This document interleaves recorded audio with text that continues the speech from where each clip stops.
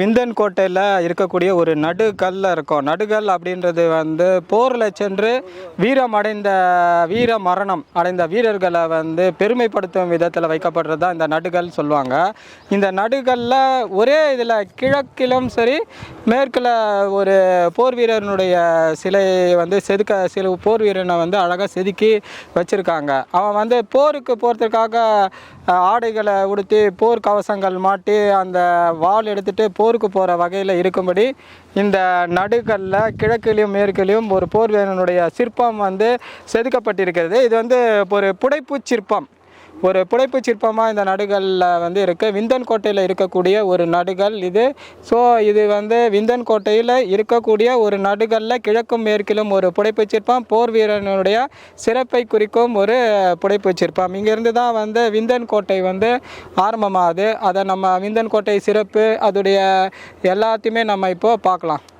இந்த நடுகல்லில் இருக்கக்கூடிய அந்த போர் வீரர்களுடைய சிற்பங்கள் வந்து இந்த விந்தன் கோட்டையை காப்பாற்றுவதற்காக போரிட்டு தங்கள் உயிரை வந்து மாய்த்து கொண்ட வீரர்களுடைய நினைவை போற்றும் வகையில் தான் இது வந்து அமைக்கப்பட்டிருக்கிறது என்று வந்து நம்ம வந்து தெளிவாக சொல்லலாம்.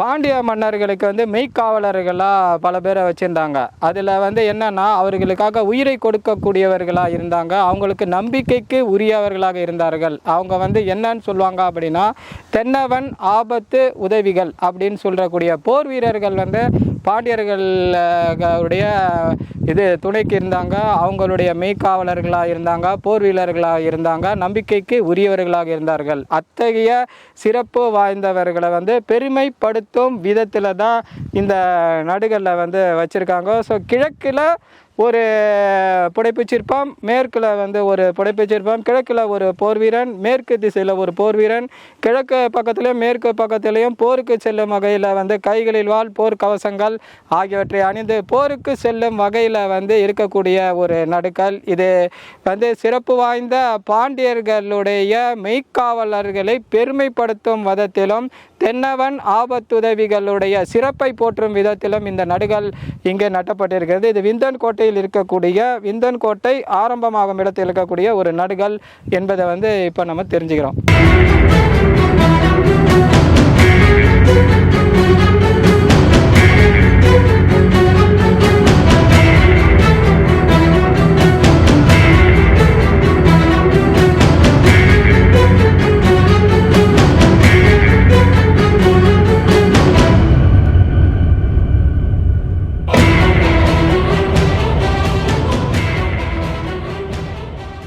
இப்போ நம்ம வந்து விந்தன் கோட்டையில் இருக்கிறோம். இது விந்தன் கோட்டையுடைய பாகங்கள் எல்லாம் உடஞ்சி பேலன்ஸ் இருக்கிற கொஞ்சம் நஞ்சம் தான் எல்லாம் அழிஞ்சு போச்சு. அழிஞ்சு போனதில் இந்த புதர்கள் எல்லாம் மண்டி கிடக்குது.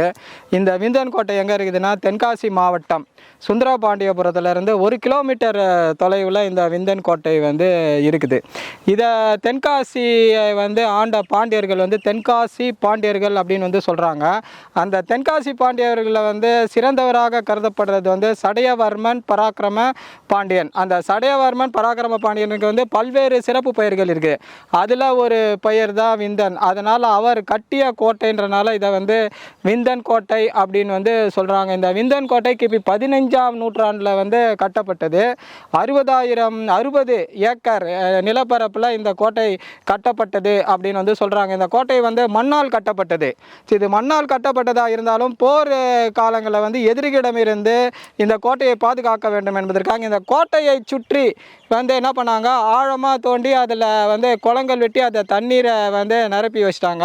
நிரப்பி வச்சு இந்த விந்தன் கோட்டையை வந்து பாதுகாக்கும் விதத்தில் வச்சாங்க. அப்போ வந்து இது எதிரிகளிலிருந்து பாதுகாக்கப்பட்ட கோட்டை, பலம் நிறைந்த கோட்டையாக இந்த கோட்டையை வந்து சொல்கிறாங்க. இது வந்து மண்ணால் கட்டப்பட்ட கோட்டைன்னு சில பேர் சொல்கிறாங்க, சில பேர் நீரால் கட்டப்பட்ட கோட்டைன்னு சில பேர் சொல்கிறாங்க, சில பேர் நீர் ரெண்டாத்தாலும் செய்யப்பட்ட கோட்டை அப்படின்னு சொல்கிறாங்க. எப்படி இருந்தாலும் ஒரு சிறப்பு வாய்ந்த கோட்டை வந்து இந்த விந்தன் கோட்டை. இந்த விந்தன் கோட்டைக்கு உள்ளே பார்த்தீங்கன்னா கருவூலம் அது வந்து இருக்கும். அந்த கருவூலம் வந்து கருங்கல் பாறைகளாலேயே செய்யப்பட்ட கருவூலம். நம்ம வந்து இப்போ உள்ளே போக முடியாது, ஏன்னா புதர்கள் எல்லாம் மண்டி கிடக்கிறனால உள்ளே போகிறது வந்து ஆபத்தான விளைவை ஏற்படுத்தும் என்ற காரணத்தால் நம்ம வந்து இந்த கோட்டைக்கு வந்து உள்ளே போகல.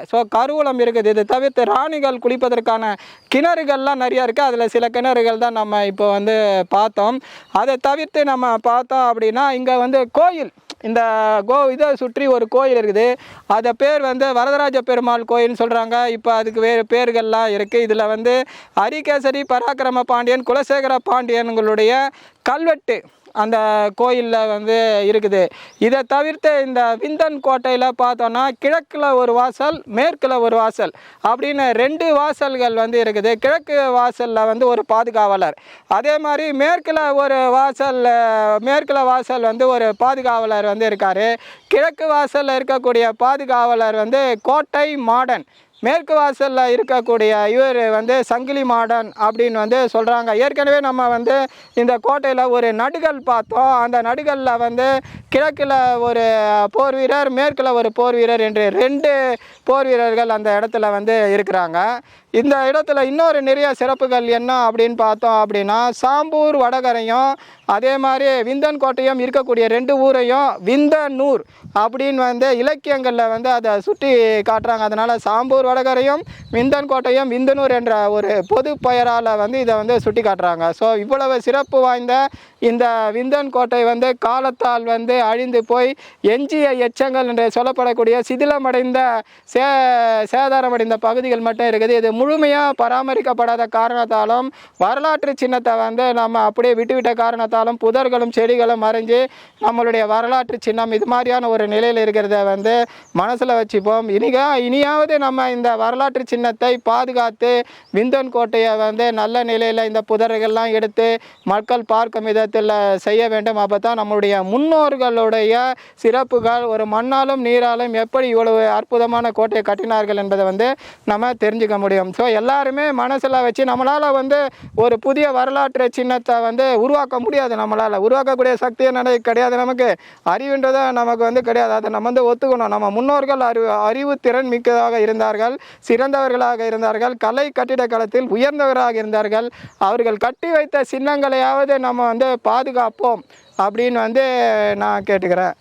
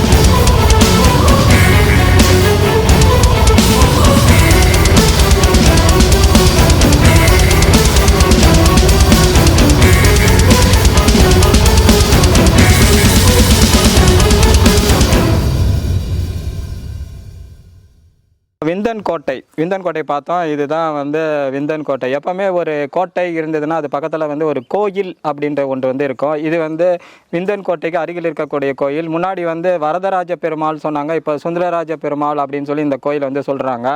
இந்த கோயிலில் தான் அரிகேசரி பராக்கிரம பாண்டியன் குலசேகர பாண்டியன் அவங்களுடைய கல்வெட்டு இருக்குது. இந்த கல்வெட்டு வந்து பல்வேறு சிறப்புகளை வந்து சொல்லுது. விந்தன் கோட்டையை பற்றி சொல்லுது, விந்தன் கோட்டையை கட்டினது யாருன்னு சொல்கிறது, அதில் இருக்கக்கூடிய சிறப்புகள் ஆகிய எல்லாத்தையுமே வந்து இது வந்து சொல்லுது. இப்போ இந்த கல்வெட்டு அரிகேசரி பராக்கிரம பாண்டியன் மற்றும் குலசேகர பாண்டியன் இவருடைய கல்வெட்டை வந்து நம்ம இதில் பார்க்கலாம்.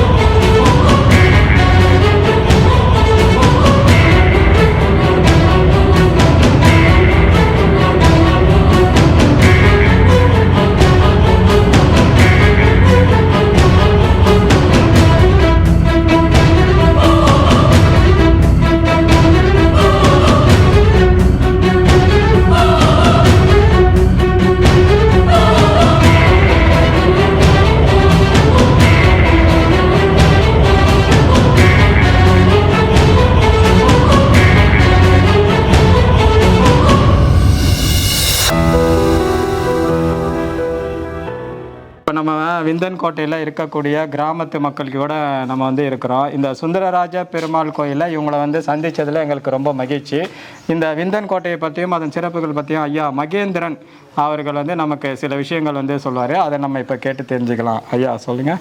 ஐயா, இந்த கோயில் வந்து பரம்பரையாக இருந்துச்சு.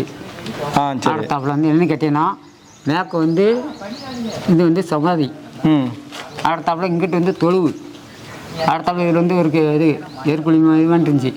அது இருந்த பிறகு அடுத்தாப்புல கிழக்கு காடு, இது வந்து பாதையில் கேட்கலாம்.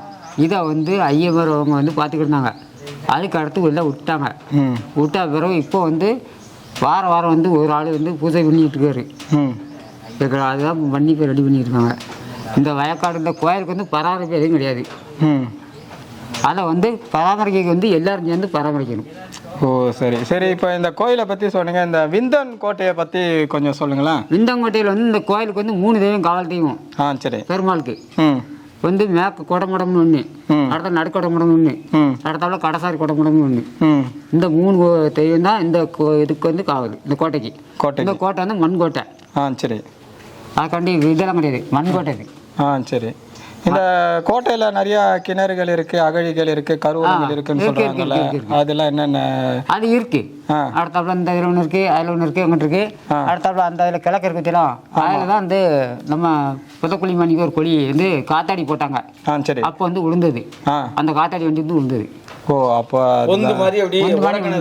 விழுந்து பார்க்கும்போது உள்ள இறங்கி பார்க்கும்போது நம்மளே விழுகிறோம் போய் பார்த்தோம். உள்ளுக்கு வந்து சாம்பிராணி புகை இருக்குலாம், இந்த மணி புகை அடிச்சிருந்துச்சு.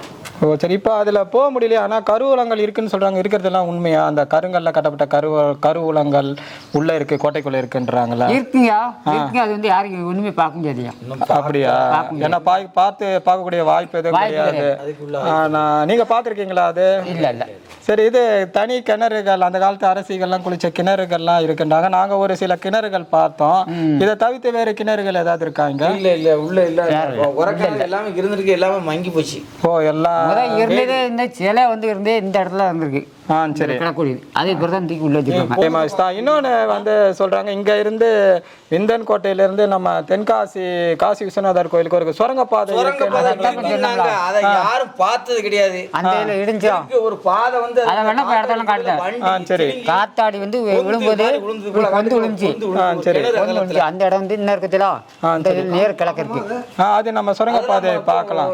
மேல தூந்துருச்சு, ஆனா அந்த கிழக்கு மொத்தம் கொஞ்சம் மங்கிட்டு கிடையாது. சுரங்கப்பாதை இடத்த பார்க்கலாம்ல, அந்த இடத்த என்ன பார்க்கலாம், இடத்த பார்க்கலாம். இப்ப அந்த பாதைக்குள்ள பொந்து கிடந்ததை பார்க்க முடியும். அதே அதே என்ன சொல்லாங்கன்னா, அந்த இடத்த வந்து நம்ம பொந்து கிடக்க வச்சுரா, அந்த கீழே இறங்கின இடத்த மாத்திரம் கேட்கல, இந்த இடத்துல இருந்துட்டு கணிச்சு எப்படி இந்த வெயில் அங்க எங்க தெரியும்? அது என்ன இங்க இருந்து ரொம்ப தொலைவில் இருக்கு? அப்படியா? சரி சரி சரி. ஸோ தொலைவில் இருக்குன்னு சொல்றீங்க. இதை தவிர்த்து விந்தன் கோட்டையில் வேறு சிறப்புகள் ஏதாவது இருக்கா? அது எங்க இதுல இருந்த பெருமை தான் இதில் முதல்ல இருந்தது. இதை எடுத்தா உள்ள வச்சது எங்க பாட்ட மூட்டை காலத்துல இருந்து அவங்க சொன்னது நமக்கு. சரி, ஓகே. சரி, நம்மளுடைய வேண்டுகோளை ஏற்று இந்த கிராமத்து ஐயா மகேந்திரன், உங்கள் பேர் ஐயா? சமுத்திரம். அவங்க 2 பேரும் நமக்காக வந்து இந்த விந்தன் கோட்டை சிறப்புலாம் சொன்னார். சரி, சுரங்கப்பாதை காட்டுறேன்னு சொல்லியிருக்காரு, அதையும் நம்ம முடிஞ்சால் பார்த்துட்டு போகலாம். ஸோ இத்தகைய சிறப்பு வாய்ந்த ஒரு விந்தன் கோட்டையுடைய சிறப்புகளையும் இந்த கோயிலுடைய சிறப்புகளையும் நம்ம வந்து தெரிஞ்சுக்கிட்டோம். அது நம்ம தெரிஞ்சுக்கிறதுக்கு நமக்கு உறுதுணையாக இருந்த மகேந்திரன், சமுத்திரம் அவர்களுக்கு நம்மளுடைய நன்றினை தெரிவித்துக் கொள்கிறோம். நன்றி ஐயா. சரி.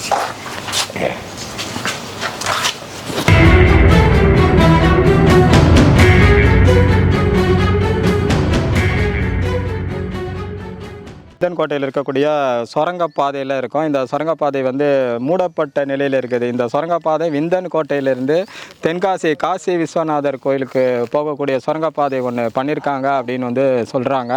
இது வந்து செவி வழி செய்தியாக நிறையா விஷயங்கள் இருக்குது. சில இலக்கியங்களும் இது வந்து காணப்படுகிறது.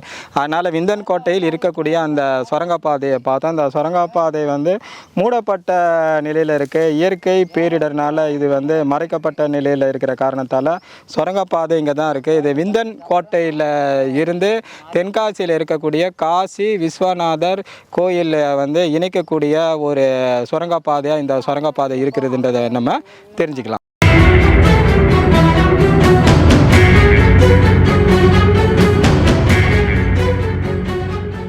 இப்போ நம்ம எங்கே இருக்கிறோம் அப்படின்னா அரிகேசரி சடையவர்ம பராக்கிரம பாண்டியன் அவருடைய நினைவிடத்தில் வந்து நம்ம வந்து இருக்கிறோம். இது யார் அப்படின்னு பார்த்தோம் அப்படின்னா உலக புகழ்பெற்ற தென்காசியில் இருக்கக்கூடிய காசி விஸ்வநாதர் கோயிலை கட்டினது வந்து இவர் தான், அரிகேசரி சடையவர்ம பராக்கிரம பாண்டியன். அந்த சிறப்புமிக்க கோயில் வந்து மிக உயர்ந்த கோயில். அவர் அந்த கோயிலை வந்து கட்டிகிட்டே இருக்கும் போது பாதியிலே வந்து அவர் இறந்துட்டார். அப்போ என்ன சொல்கிறாங்க அப்படின்னா அவர் ஜோதி வடிவாக இறைவனோட கலந்துட்டார். மொத்தம் 63 நாயன்மார்கள் சொல்கிறாங்க.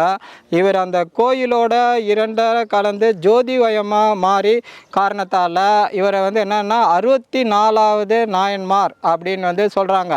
இந்த செய்தி எதில் இருக்குது அப்படின்னா தென்காசி கோயிலில் இருக்கக்கூடிய கல்வெட்டில் இந்த செய்தி வந்து காணப்படுது. அதாவது அவர் அரிகேசரி சடையவர்ம பராக்கிரம பாண்டியன் தென்காசியில் இருக்கக்கூடிய அந்த காசி விஸ்வநாதர் கோயிலை கட்டிட்டு இருக்கும் போது பாதியிலே கட்டிட்டு இருக்கும் போது இறைவனுடன் இரண்டரை கலந்து ஜோதி வடிவம் ஆயிட்டாருன்றது வந்து அந்த கல்வெட்டில் இருக்குது. சரி, அவர் எப்போ இறைவனோட ஜோதியாக கலந்தாருன்றதை வந்து இப்போ பார்க்கறதுக்கு முன்னாடி அவருடைய நினைவிடத்தை நம்ம வந்து சுற்றி பார்ப்போம். அப்படி நம்ம வந்து பார்க்கும்போது அவர் எப்போ வந்து ஜோதிமயமாக ஆனார் அப்படின்னா 1385 மார்கழி மாதம் திருவாதிரை நட்சத்திரம், அதாவது 1463 கிபி டிசம்பர் மாதம் 25 ஞாயிற்றுக்கிழமை வந்து அவர் வந்து இது மாதிரி ஜோதிமயமாக இறைவனோட இரண்டரை கலக்கிறாரு.